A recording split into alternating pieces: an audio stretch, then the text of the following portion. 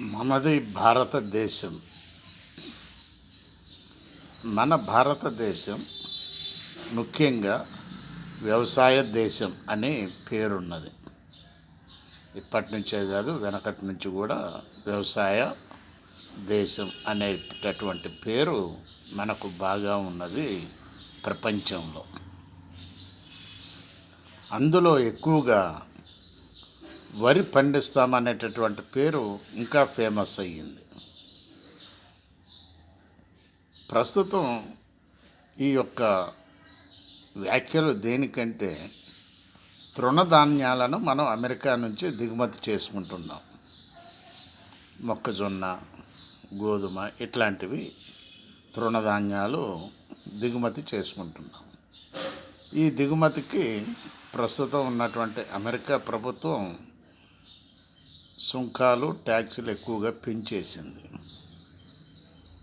వాటిని తగ్గించేది లేదు అని చెబుతుంది. అలాంటప్పుడు మనం ఇతర దేశం మీద ఆధారపడటం అనవసరం.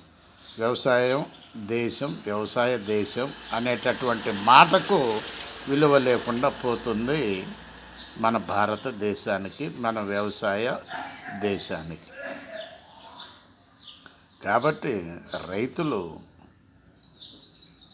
ఈ యొక్క తృణధాన్యాలను విరివిగా పండించాలి. ఏ టైంలోనైనా అమెరికా చెయ్యి విరగ్గొడుతుంది మనల్ని. కాబట్టి మనకు తృణధాన్యాలు, మనకు అవసరమైనటువంటి వస్తువులను మనమే పండించుకోవాలి తప్ప ఎగుమతి కూడా చేయవద్దని చెప్పి ప్రజలు మాట్లాడుకోవటం జరుగుతుంది.